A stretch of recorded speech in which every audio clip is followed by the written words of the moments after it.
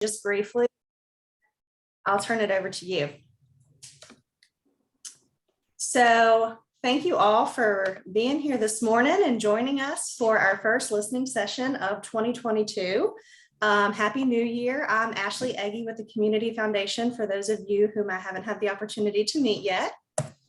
So our agenda for the day is I am here to welcome you, and then I'm going to turn it over to Bruce Bryan, who is the founder and president of 5 Points Creative, and he's going to chat with us about branding for your organization. And then I'm going to take back over at the end here after he presents and answers questions to chat with you all a little bit about some upcoming announcements that we have here at the Community Foundation. And there are quite a bit that I have for you at the end. So if you all could stay on just for a few minutes here at the end, I would appreciate it. As always, if you're not speaking, if you could please mute your microphone. You will have the ability to use the chat feature if you have a question. And we'll try to get to all of your questions before the end of our call here.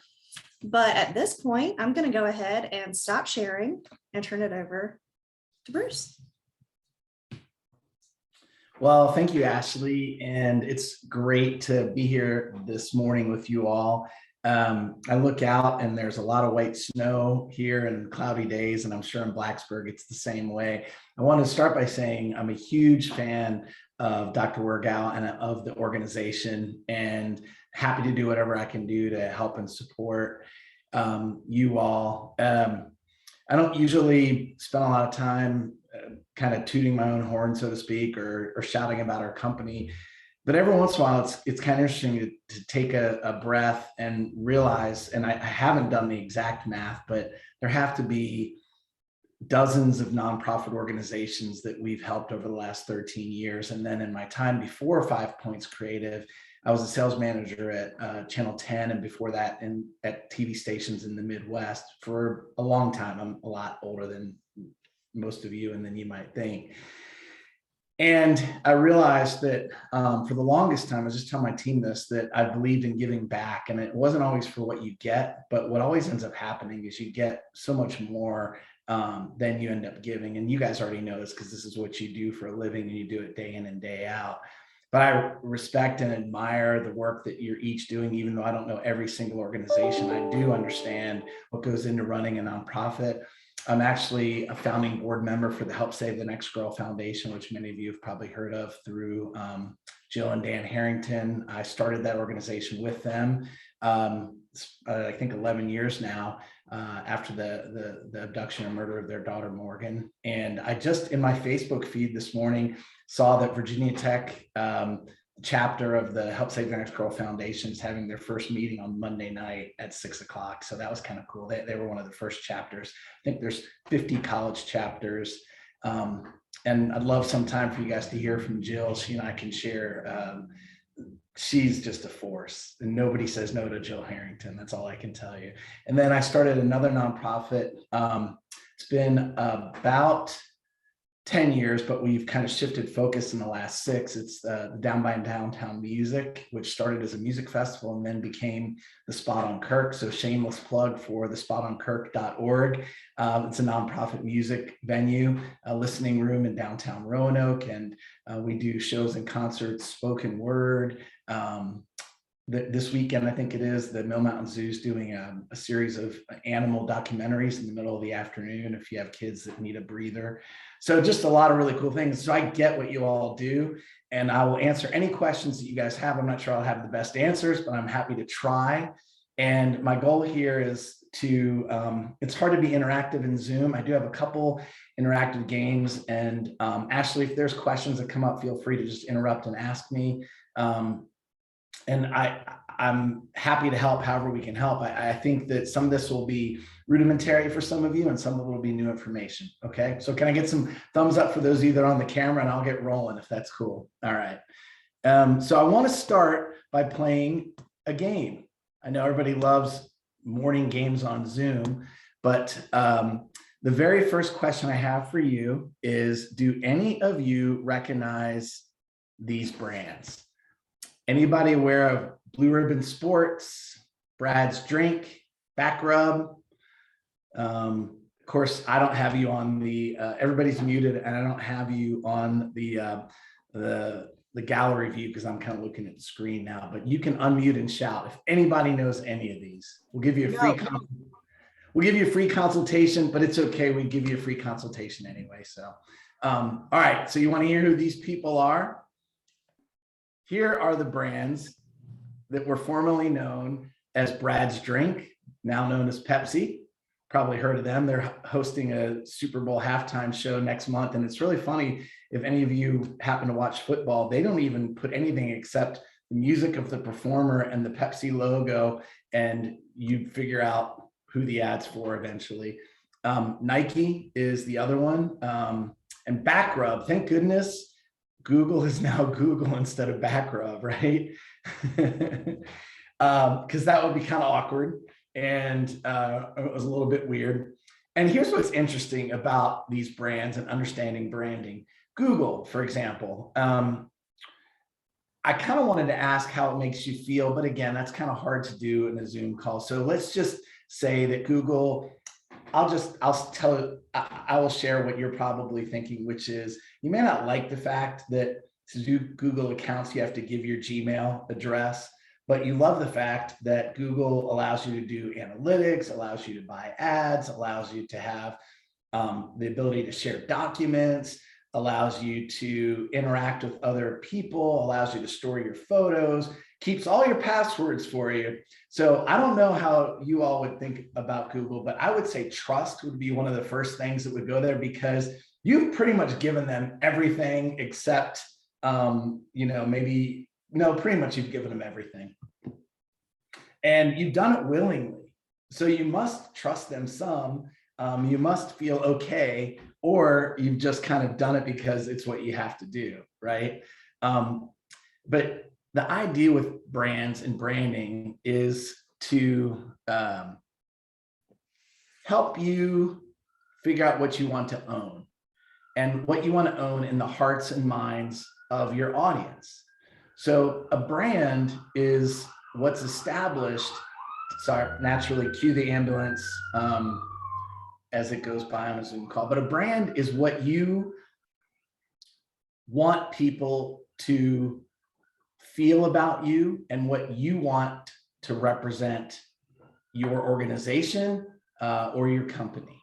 And a lot of people think of branding for businesses, but I actually think branding works for, listen to this, nonprofit organizations, and stick with me, you yourself as a person.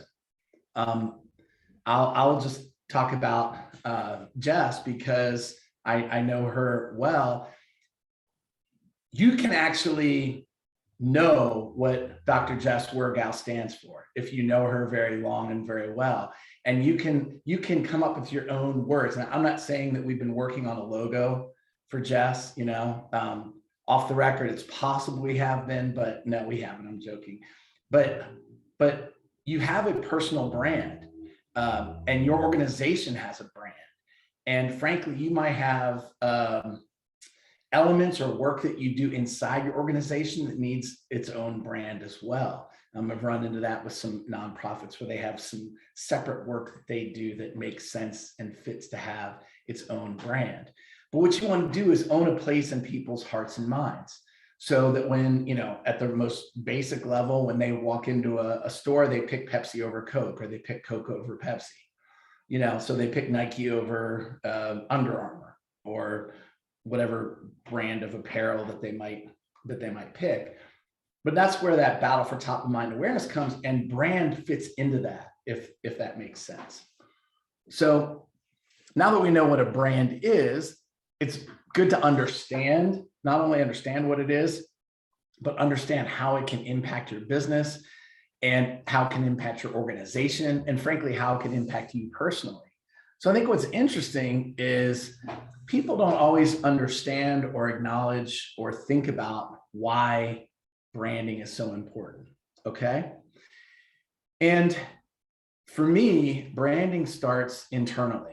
In fact, we've helped organizations and academic institutions and other folks look at their internal branding. So many times, people talk about Google and what it is out in the universe, but they don't always realize that where Google starts is with their own employees. And for example, you can look at that movie, I think it was called The Intern a while back, with the corporate culture that they have there and the slide and the fun stuff that they do. And, early in the pandemic, they gave every employee a day off. That was back years ago. Now we can say that now. Isn't that crazy? That was back years ago.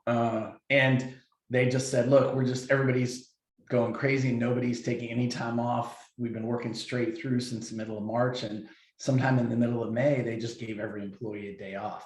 So Google might mean one thing to the community, the universe at large, but it means something else to their employees. And I think a lot of people miss that in their branding process. It has to start inside, internally, and it has to start there because those are the people that are going to represent you and represent your brand. So they have to buy into not just the imagery, but they have to buy into what it means, where you're trying to go, and what you're trying to do. Again, I think sometimes people confuse branding with a logo. A logo is an element of the brand. A tagline is an element of the brand, but the brand's a lot bigger than that. And the next kind of ring is would be stakeholders. And those might be, in your world, they would be board of directors.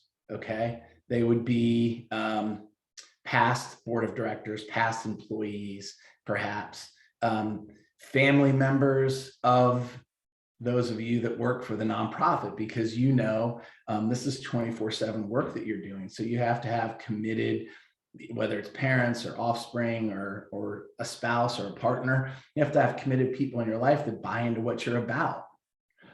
So stakeholders become a really important part of the branding process as well. You want them, really, if you have 5 or 10 people, you're talking about probably 25 mouthpieces for your organization, between the stakeholders, the board members, the employees, the close family, and other people that are invested, let's say, major donors in some cases. Those folks are the ones that you have to brand for as well, because they have to understand what you're about. They have to understand what you represent. Are you with me? All right. This is still a cloudy, early morning, and not early. We've all been at it for a while, but love that energy you get from the Zoom call. The next layer is branding for consumers or users. In your case, I just want to take a quick detour to say, I don't believe, and this may not be the most popular thing to say, I'd love to talk about this some other time or in a different conversation, but I don't believe in a lot of ways your organization should be run any different than businesses. Your goal, though, is not to make profit. Your goal is to increase what you're able to do by having more resources to help more people. So if you're thinking to yourself, I'm a nonprofit, I'm not trying to get bigger, then I think that you're getting smaller. And that's an important thing to remember, because the approach that Nike and Google and Pepsi take is really, honestly, not any different. I don't know if this is a dirty word, but then the United Way might take when the month of November, they do the NFL halftime shows, or breast cancer awareness turns pink the whole month of October through the Susan Komen Foundation. Or those are examples on a big scale. And I'm not trying to compare every organization with other organizations, but I think you are actually a corporation for the public good. That's the thing I like to say. And so whether the consumers in this case are families that are using your services, or people that need to tap into your research, or veterans who need your help, or the family members of people that are struggling with mental health or other challenges, they are your consumers, and you should treat them like your consumers.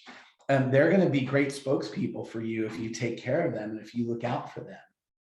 And if you brand with them in mind, you will be more successful, because they will understand what you're about with just simple things like the name of your organization or your tagline or something like that. Next would be opinion leaders. And those might be people from municipalities, they might be spokespeople, they might be chambers of commerce, they might be unifiers of nonprofits like Jess is in your region. you know, if you're looking at the community foundation of the NRV, they're touching dozens or if not more nonprofits. So it's important that they understand what you're about, because people are coming to them with resources and they're looking to allocate those resources. And that's going to be easier to do if they understand your organization. So hopefully that helps. And that's the same again. If you're Google, you want to make sure NBC and the Today Show knows what you're about, so that when they're doing a story about privacy, or they're doing a story about data breaches, or they're doing a story about internet use, they're going to call you first, because they recognize you. I'm pretty sure Google wasn't the first tech company, right? They just happened to do it better than a lot of the other ones that compete against them in their world. We know that each of those examples are related to moving influencers. And again, the bigger the universe, the more powerful influencers you need to engage with. But the cool thing about being in the NRV or in Roanoke is it may only be 20, 30, 50 people that you need to be cognizant of as you're branding and as you're communicating your brand. And then finally, the general public. I was just in a meeting yesterday with a local car dealer, and we were talking about commercials, and we were talking in particular about, do we need to change the direction of the campaign that we have? And it was really funny because this happens all the time in the world that I'm in. Business owners are ready to change their messaging, are ready to change their branding because they're tired of it. But what they don't understand is they've seen that TV commercial 30 to 50 times more than anybody else, because they've been looking at it in production, and they've been looking at it on their emails. And every time it comes up, as soon as they hear the first note or the first picture, they look up and they go, oh, that's them. And they just see it right away. So they naturally are getting weary of it. When in reality, that's about the time the general public's aware that you even maybe possibly sort of could exist. And so often companies veer away from something even before, or nonprofits veer away from something even before the general public's aware. So you'll notice you can't miss the bullseye in the background, right? Everybody see that?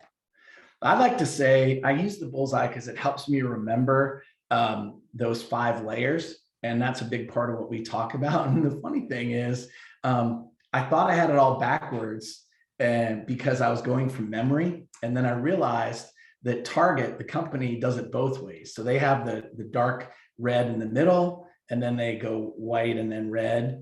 And I've also seen it where they have the white in the middle and then red and then white. So some of you might have seen the bullseye, but some of you might have seen the Target logo. I don't know. But now you'll never unsee the Target logo, right? Because every time you see a Target, or every time you think about branding, I want you to think about the Target logo and pay attention to who's in the middle, which is your team, and the next tier, those invested in you, and then the people that use what you do or take advantage of your services, or for whom you provide help. And then obviously the influencers and community and opinion leaders, municipalities, government, things like that, or entities like that. And then just the community in general. And by the way, Target has done such a masterful job of branding as well. They were not the first 5 and dime. When I grew up on Main Street in Kennett Square, Pennsylvania, was a Newberry's. I don't even think that exists anymore. But Target took it to a new level. And isn't it interesting? I'm probably going to get in trouble since this is being recorded. When I say Target, you feel one way. When I say Walmart, you feel another way. And do what they do really very, very much at all? I'm not sure that they do. So take a breather, take a second, ask you all if you have any questions or anything that you want to bring up. All right. Well, let's charge on. And Ashley, if anything does come up, just let me know. So that Target logo is a really great example of how somebody's captured an image and how they've used it to kind of become their brand. If you go by a lot of Target stores now, you don't even see the word Target, you just see the logo. And a few minutes ago, I thought of another example. There are actually a lot of examples where the brand has just replaced the name. I mean, you can go by a billboard and see 2 yellow I guess arches and know right away who it is. You don't even need anything else. Nike's apparel doesn't even have their name on it as a general rule, oftentimes. So that is branding, but it's also the logo. And I guess the question is not just who, but why. Why is it important that you brand? And it's really simple. It's very straightforward. It's to improve awareness for your organization. It's to build trust again with the people that we're talking about. With each of those areas, there's in all likelihood different messaging and different touch points and different things they'll remember. You're going to obviously tell employees different things than you're going to tell the general public, and your key stakeholders are going to want to hear different things than influencers and municipalities and community leaders. I do believe employees get behind an organization that knows who they are and where they're going and what they do and why they do it. I really do believe that. And it ought to generate business as well. And in your case, business might be donations. It might be broader services. That's the reason why a unified message and unified representation for you makes so much sense and so important. I think part of it is related to, with your brand, striving to be memorable and also to create a relationship. So I talked about Nike before. I was 1 year out of college when Just Do It came around, and people talk about wanting to change branding. What is that, 30 some years now that's been around, and it doesn't really age.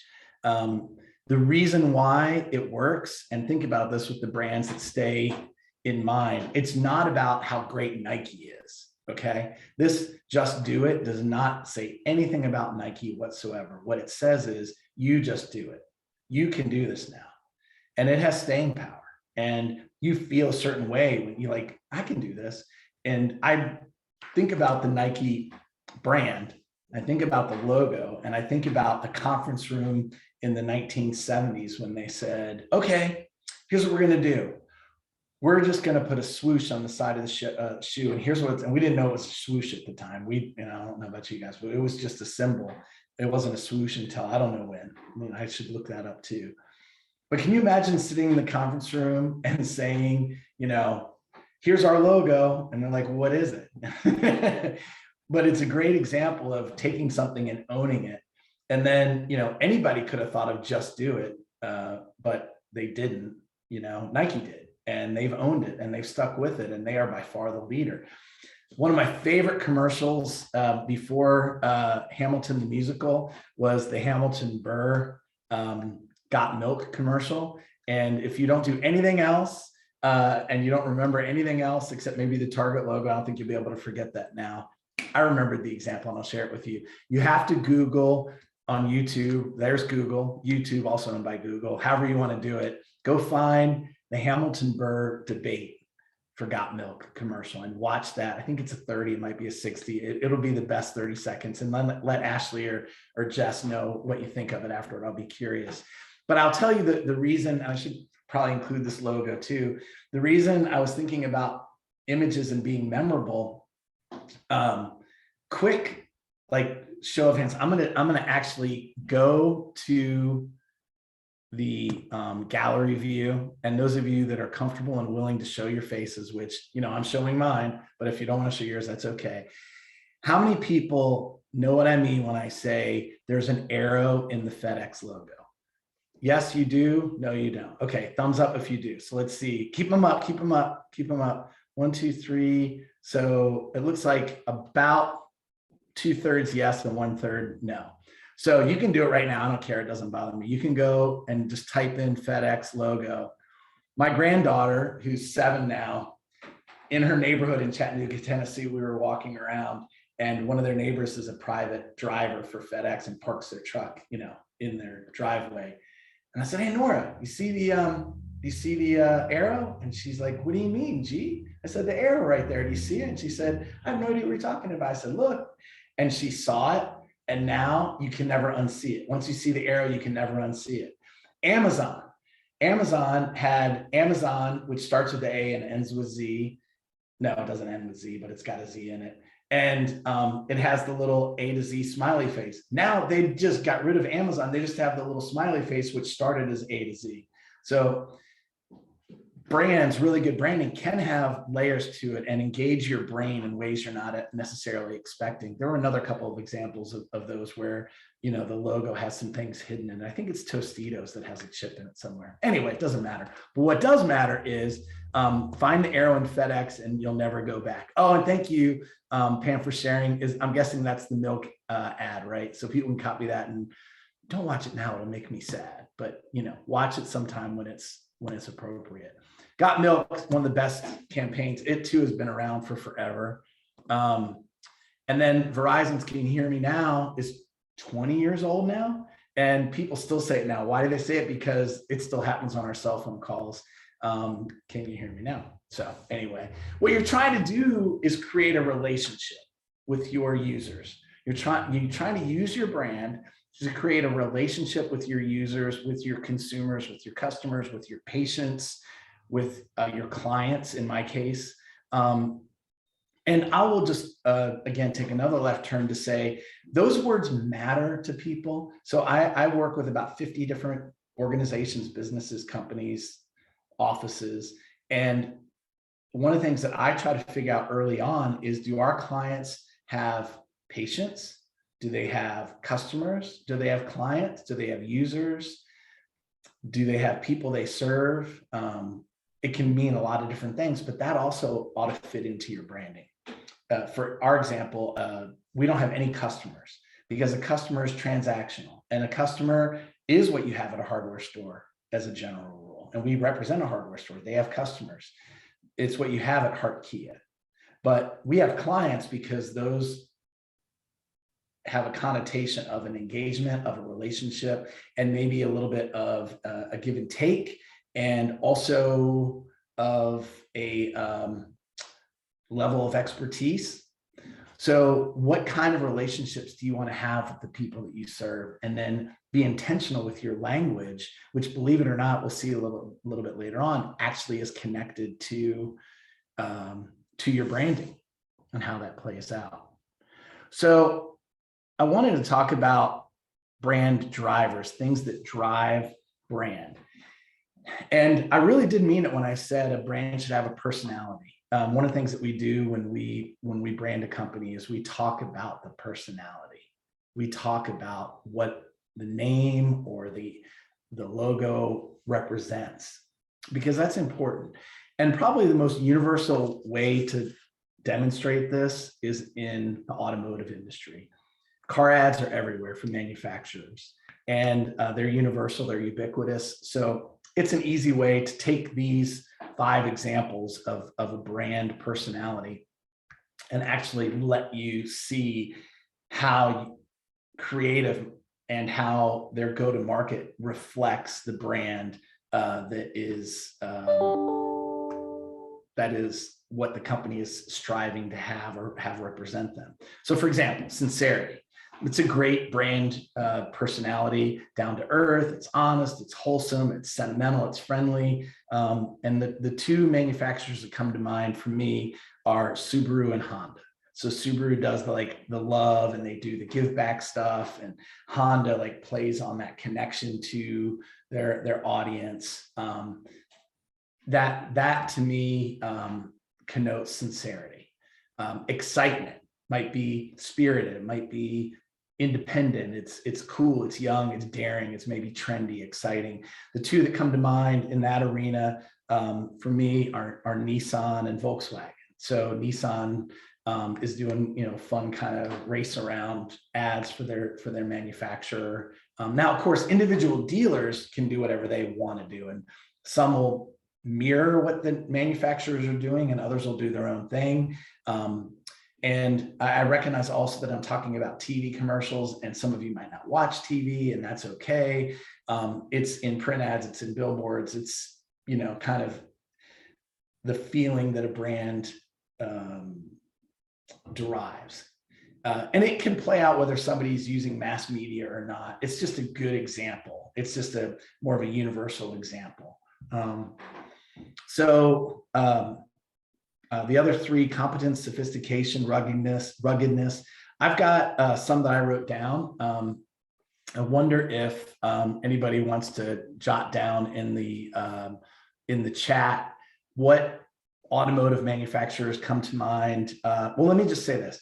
With competence, I think, Chevrolet and Ford. They're reliable, they're leaders, they're confident, built Ford tough and that kind of stuff. But I'm curious, like, do any related to sophistication, that kind of more glamorous, that more good looking, the smooth, the charming, are there any brands that come to mind for you in that arena? So I'm going to actually open the chat so I can see, everybody can see. Anybody want to, yeah, Lexus and Audi. Thank you, Rachel. Those were two of the ones I had. Anybody have Tesla? Yeah, absolutely. Thanks, Alex. Anybody else want to play? I had a couple other ones down, but it's, yeah. And ruggedness, Jeep, Hummer. That's exactly right. Jeep, Dodge, GMC. Those are all good examples. And yep, sincerity for Subaru. So I was thinking somebody might mention Lincoln, because I know that Matthew, as my wife says, McConaughey is on those, and that's a little different. That might count as sophistication. Infiniti, Mercedes does that some. So you get the idea. And that doesn't mean I want you guys to go and market like automotive manufacturers. It's just when you're trying to describe what you want these brands to help people feel, that's a really good way to do it, because you can always go Google those and kind of get the feel. So what do you want your organization to be? What words do you want to describe your organization? And frankly, what words do you want to describe you as a person as well, or that program that you're talking about? Those are questions I think, you need to ask, and they relate to what traits are there. So I believe brands ought to be authentic, and they ought to represent you, be real. I think they ought to be relatable, something that, you don't, believe it or not, you don't really brand for yourself. You brand for the consumer, you brand for the user, because that's going to make you more approachable and more memorable, because you're meeting them where they are. You're not trying to have them come to you and meet you where you are. Hopefully that makes sense. They're meaningful to people. They have depth. I like things, and if it's an icon like the FedEx one, I like things that have layers to them. I really do. I like things that you see one thing the first time, and then you see it again, you see something different. And you want them to be unique. And of course, you want credibility as well. You want there to be substance behind it. This is a great quote about branding. It's actually from Abraham Lincoln. So long before television, character is like a tree, and reputation, its shadow. The shadow is what we think it is, and the tree is the real thing. So reputation is another way to say brand. And that's what people think about when they think about your organization, or frankly, about you as a person. So you came to this thinking, hey, I'm going to get information that's going to help my organization. I'm going to get information that's going to help my company. And hopefully that's the case. But kind of the hidden layer to this is all of this aligns with and relates to you as a leader, or you as an integral part of the organization that you represent. And of course, the shadow reflects the image or the object, and the reputation reflects the character in much the same way. So what goes into a brand? We already talked about a couple of examples. You've seen some examples. It can be a logo, but it also is typography. So if you've ever gotten emails from me, you've seen we use the same font every time. I actually have 3 different signature lines. I have one for a new startup, a tech startup that I began in the middle of COVID called Preview. And I have one for the Spot on Kirk when I am talking to people about that. And then I have one for 5 Points Creative, and it's always Tahoma. And when I have a new employee start, I always have to say, okay, remember to put your fun title in, not your serious one. Remember to put this font, this is the color. We get everybody this, there's a place where everybody has access to that information internally, because if you have 30 people or 20 people all speaking the same language, it's going to be easier for the 150 people that you're trying to communicate with to know what you're about, because they're hearing from a variety of people and everybody knows what it's about. colors are really important. It's kind of silly, you can't really tell on Zoom, but this is a purple wolf. So it, interestingly enough, matches the purple in the branding. And it's, I actually thought about wearing a purple shirt today, but I've decided it was just more than I could really do. Whatever. But imagery reflects it as well. And all of that fits in together to create a feeling. And all of it reflects the personality that we talked about a couple slides ago. And if you're mindful, if you're aware of that, you'll see how it all fits together. And you can start to become intentional, even if you're not a marketing person or an ad guy. It can all fit together. It's also the language you use when you send emails or send correspondence or send newsletters or make an ask of some sort, as well as how you speak to people when you have lunch with them or at board meetings. Those can all strike different tones, right? At the Spot on Kirk, where I've been the president of the board for 6 years, I don't know if there's anybody at the federal government that's gonna have a problem with this, but we've never voted on anything. We've just done everything by consensus with our board. And I tell people ahead of time, this is the way we want to operate. Like, we don't want drama. We don't want anxiety, but we also know drama and anxiety are part of commerce, whether it's a business, a family business, a corporation, or a nonprofit. So you're not any different than any other of the people that we talk with. But if you're intentional and you create personality internally, then that's going to flow out to the personality that you're putting out to those 5 layers in that Target logo that we talked about that's now etched in your mind. Again, the internal culture is a big part of that, and really being aware of every interaction on it, that it'll either prove up the brand or it'll chip away at the brand.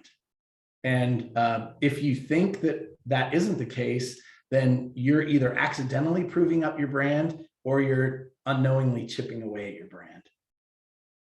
So how's that for intensity? Since most of you are authentic, I don't think you have a lot to worry about. You're doing the right thing and trying to do the right thing.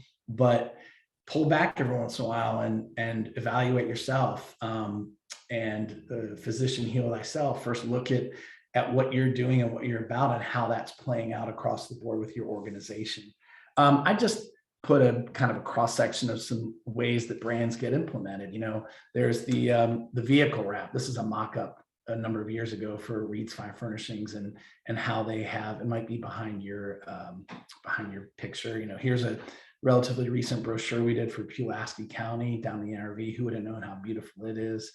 A website. This is a TV campaign that is also in print for Friendship. The campaign is Better Than Fine. And these are the people that we featured in the commercial. And here they are, on the homepage of the website. We started late last year, this Ridgeview Bank campaign, and there's a good chance you now know who Carrie McConnell is, and you've seen her face, whether, maybe not as much in the NRV, but radio, television, newspaper, billboards, blah, blah, blah. And it's a thing. So how do you take that brand and put it out to the marketplace, whether you have a bazillion-dollar budget or no money at all? You can still make an impact, because remember, it's that center, the next tier and the next tier, and those don't always take a lot of money to impact. For our company, we actually rebranded as 5 Points Creative. We have been B2C Enterprises for 11 years, and we rebranded as 5 Points Creative and opened our new office. Guess when? The day the Governor Northam, former governor, closed down the state. And I had other people since then, businesses that we tried to help, that we tried to rebrand, and they actually loved what we did for them, but they were too afraid. They didn't want to take that step. They're like, no, too many people know us as this, they'll never know us as that. And I said, or I still call you B2C Enterprises. Why would you change your name to 5 Points Creative? And I said, look, so in our case, and it's probably similar to most of you all, we have about 50 people that we work with. We have about another 100 that we have worked with and that we'd like to work with. And there's probably another few hundred that are aware of us. So it's not like we had to go like Pepsi did and change the whole universe. Like it's a couple hundred people. And the people that still call us B2C, it doesn't bother me. It's maybe 5 people that do that. But the people that have come to us in the last 2 years don't even know we were B2C Enterprises. So you got to make that move at some point. I encourage you, if there's something you're thinking about moving to, you go ahead and just make that move. And don't worry, I'm about to wrap up, so there's time for questions and whatnot. These are just some examples. Could be television, it could be billboards, it could be the signage on the front door. You might not have noticed it, but now that you know that we're 5 Points Creative, I'm just going to fly back over here to one of these earlier slides. I think it was the very first slide. Sorry to give you a Zoom headache. So there's the 5 Points brand in the background that you probably didn't even notice. I wasn't planning on doing this, but we're here. And see that right there? That's our front window. And that's the backwards of the 5P. So it's also tucked down here in the corner. This isn't about 5 Points Creative, but what it is designed to do is to just say, in everything you do, you can integrate that in if you're paying attention to it. So you've heard this quote probably a million times, but you probably haven't thought about it from a personality, a brand personality perspective. So you can just insert about your business. You know, people will forget what you said, people will forget what you did, but people will never forget how you made them feel. And that's a powerful thing. It can be good or bad when it comes to a brand, but I think for the most part, it ends up being good. So there's my information. If I can help you, I'm happy to do that. Oh, thank you for the kind comments about Ridgeview Bank and good feedback on the other stuff too. So I'm fine if you guys, Ashley, I don't know what I can turn it back over to you, or we can answer a few questions. People can unmute and ask, or they can message me. Curious, did this help? You know, this is very helpful. I think we can open it up for questions, and then we'll go from there when folks have finished asking questions that they have. Oh, thanks, Meredith. I can kind of kick it off, Bruce, with a question. And for folks who know the Community Foundation, we worked with Bruce and his team to rebrand First Steps, which is one of the initiatives that the foundation does focused on early childhood. And that process was really interesting to me, Bruce. So I was wondering if you could talk a little bit about when you start working on a new brand with a client, what are some of the questions that you ask or things that you think we should all be thinking about or asking ourselves as we're considering going into sort of a new brand? Yeah, that's a great question. You're exactly right. It always starts with asking questions. You have to listen first, just like you guys do when you're trying to figure out if you want to go into a new industry or new marketplace. So we'll ask people about who they've been, what they are now, or where they've been, you know, who they are now, who they are used to working with, who they'd like to work with. We'll ask them things like, what are some words that describe you, meaning your organization? Or frankly, we've done a lot of personal branding too. So we'll ask people, what are words that describe you? Like, how do you want to be perceived? One of the words that I use a lot, and this is a really interesting thing, through the years, I've had probably about maybe upwards of half a dozen to 10 people that have helped me brand clients of mine through the last 13 years. So it's not always been the same person. And it was fun to sit in some of those discovery sessions and hear them using my language. So one of the words that I use a lot is aspirational. So I like branding to plant the flag. I like branding to be what you're trying to be, not always what you've been. And so we'll talk about personality. We'll talk about colors. We'll just, you know, here are the things you like that you see out there. There are things you don't like. And I think those are some of the things that we start with, and it always leads to more questions. I think one of the challenges that you all have in your universe is you're so busy helping other people that it's really hard to make time to look after yourself. And this is a form of looking after yourself. Because if you have a brand everybody can get behind, it's going to help propel you. I think it's going to help you go further. If they understand why there's roots and trees in a logo versus just it's a pretty picture, that's going to make a big difference. Does that help, Jess? Cool. Yeah, absolutely. Thanks, Bruce. Absolutely.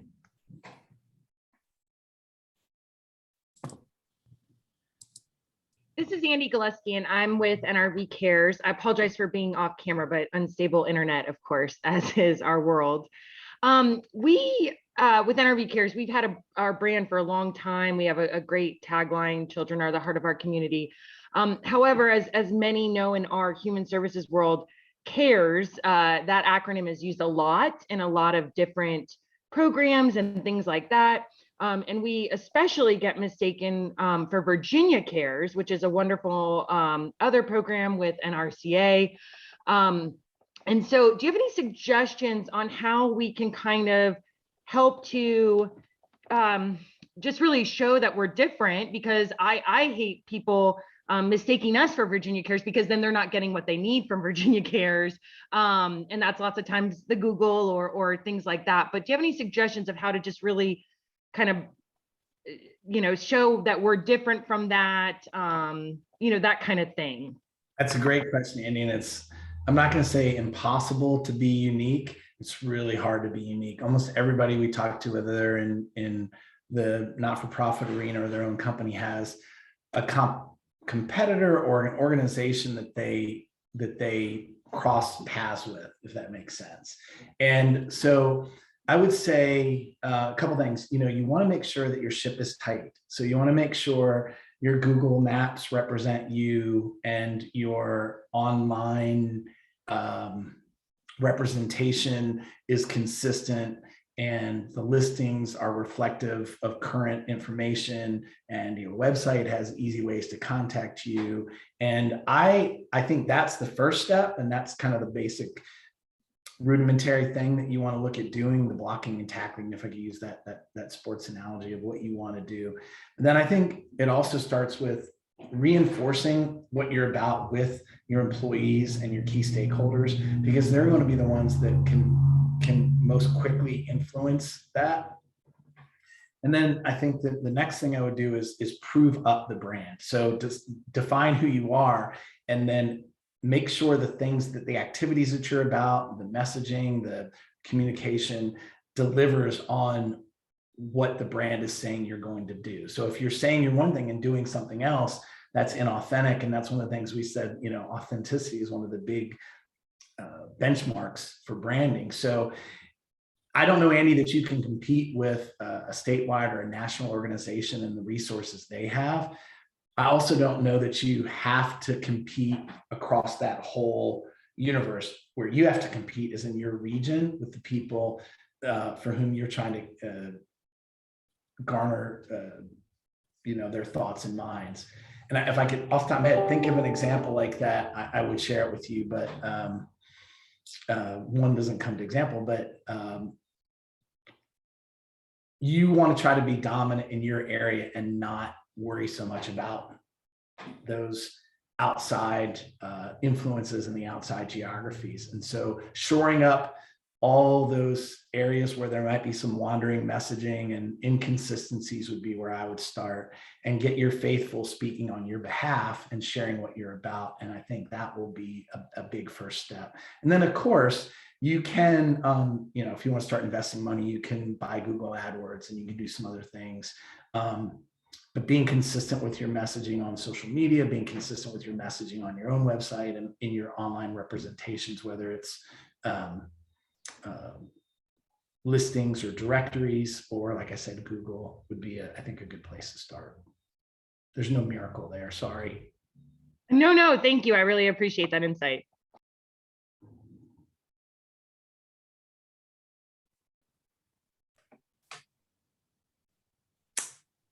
Hey, we got a couple questions, Ashley. That was good. Oh, it looks like we have one more. Yeah. So what if, we are actually several people on our board and have talked about, do we need to rebrand? And one of the things that kind of was apparent, well, to me, because I'm relatively new to this position, was our tagline. And is it possible to reinvent your tagline, but keep, say, your logo and things? Because I think our tagline is not relatable to the population we are trying to serve. And so I've been kind of slowly testing out some things with my board and putting some things out there. And so just was wondering if that's doable. Not only is it doable as ambulance number 2 goes by, but we're doing the exact same thing. So for a season, I loved what we did at our own company. We had a tagline, listen to your mission, because we acknowledged that no matter what businesses we were working with, we loved working with people that were passionate about what they did and understood why they were doing what they were doing. And so we knew that it started with listening. And I liked, in fact, I love listen to your mission. But things evolved over time. And what we understood is some people thought that that meant that we worked with churches, which I'd be happy to help a church if they wanted help, or that we only worked with nonprofit organizations, or that we were involved in the military, Rachel, or something like that. And so it means different things to different people. And we've had it for a couple of years. We're not changing our name. We're not going to change our brand, but absolutely you can change your tagline. And, if you stumble upon a just do it, then you keep that maybe forever, but Nike still uses other things besides just do it. You don't see just do it as the only thing on sweatshirts and t-shirts and in other places. There are a lot of things they do. So you can have multiple taglines in different places and maybe for different programs. So one of the things I like to say, and Jess can attest to this, when we gave over the brand guidelines to her, one of the things that we said was, okay, look, here's your brand. Here are the exact colors, here are the fonts, here are the ways you should use it, here are the uses of it, here are the ways you don't want people to use it. And we gave that all to her and said, it's yours. You do it, you own it, you do with it as you wish. But we also said, look, it's your brand. And you don't want printers or ad agencies or somebody else using it in an unapproved way, but it is your brand. So if you want to use it in different ways, you can use it in different ways. And so, while you want clearance on your logo, you saw a couple places we used it kind of tucked away or in half, light. And we have different ones. It's good with your brand to make sure you have stuff that's horizontal, and it's good to have some things that are square, and you want different uses so you have flexibility with it. But yeah, the tagline I think can shift, and don't be afraid to have a couple of different taglines. And especially those of you that do 4 or 5 things, you might need different taglines for different things that you do.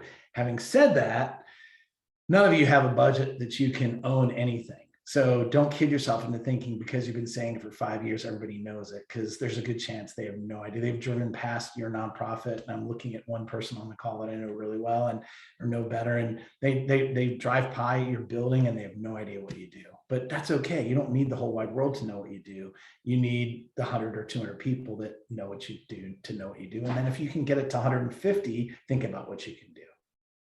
So hopefully that helps. Don't be discouraged if you don't have a Nike, Google, McDonald's, or Target brand, right? I mean, don't be discouraged. You are who you are where you are. I would encourage you as a part of a leadership exercise to figure out, if you don't know right now, who are your internal target, who are your stakeholders, who are your influencers, and actually, sorry, but during COVID, my wife and I watched so much television, I can't even tell you. And I found that we're deep followers of the British detective shows. And if you've ever noticed these detective shows, whether they're in Britain or the US, they always have one of those dry erase boards where they have the pictures and do that, with your brand, and figure out who you're trying to talk to and who the people are. And, be encouraged to go get those 100 people.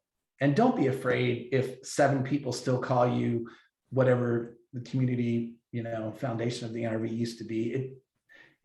Folks, I have clients that have changed their brand and they still call them what they were 20 years ago. And shoot, in Roanoke, they're still fussing about Victory Stadium, and it's been gone since before I came here. So don't worry about those 5 people. Focus on aspirational and where you want to go and drive there.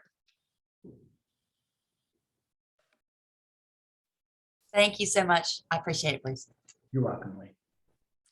This was great, Bruce. Thanks so much for being on with us today. This is a very engaging conversation. We really appreciate your time and your expertise sharing with us today. And for everyone on the call, just so you're aware, this was recorded and Bruce has shared his presentation with me. So we are going to be posting it on our website later. So if you want to go back and reference this, or if there was someone on your team that wasn't able to join us today, or others that you want to reference this to, all of our listening sessions are recorded and put on our website. And I am going to share that link with you all right now. So on our website, we have all of our listening sessions listed. So this will be here later today.